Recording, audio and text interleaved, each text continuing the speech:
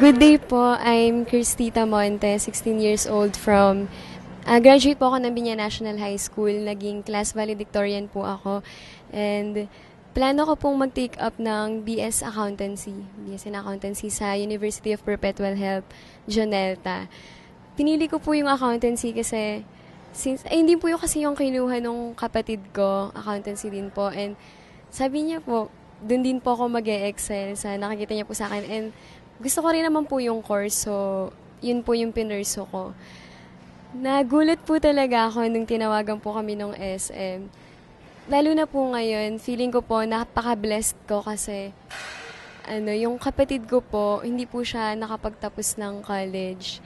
Napatigil po siya kasi hindi po namin kayang supportan. Although, scholar din po siya, pero hindi niya po na-maintain yung grades. So, nawala po siya sa scholarship. Kaya gusto ko naman po, ako po makapagtapos din po ng pag-aaral. Kasi katulad din po ng ate ko, nag-asawa ka agad. Kaya hindi rin po nakatapos. So, ako na lang po yung pag-asa ng pamilya namin. Napaka-thankful po ko po sa SM Scholarship, sa SM Foundation kasi kahit papaano po, meron na po akong assurance na makakapag-college po ako since wala pong masyadong suporta. Kaya, ayun po. Sana po, ipagpatuloy po nung SM Foundation yung sincerity po nila kasi nakikita ko po talaga na sincere po talaga yung foundation na makatulong po sa indigent Filipinos.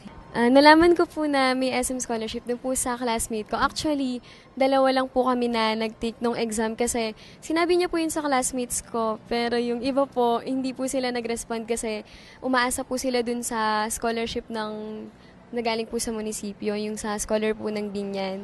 Tapos kami lang po yung nag-asikaso ng requirements kasi pakiramdam ko po maganda po yung scholarship grant. So, tinake ko po. Ang nakalungkot lang po, yung kasama ko po na siya nag-alok sa akin, hindi po siya nakapasa. Ako pa po yung nakapasa. Gagaling ako na lang po para sa kanya. Ayun, doon po kami nag-take ng exam sa SM Santa Rosa.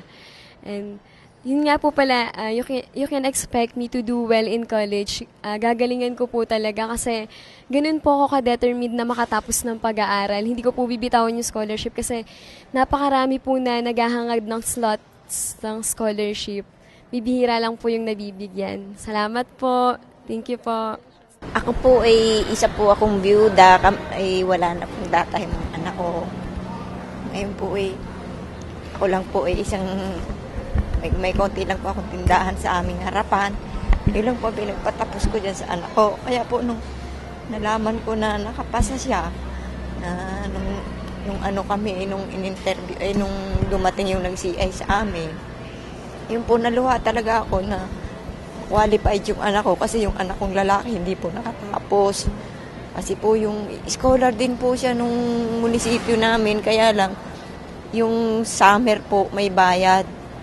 May bayad yung summer nila at parang yung sa course niya kailangan may summer sila ay kailangan hindi siya doon malilate, so may bayad, hindi ko po kayang magbayad. Yung po panganay ko hindi naman ako matulungan, so napatigil po siya. Yung ang pag-asa ko yun na lang po si Cristita. Kaya po nung nakapasa siya, nung tinawagan po kami ng SM, talagang doon po sa nag-CI, talagang napaiyak po ako na kahit ngayon po talaga tuwan-tuwa po ako.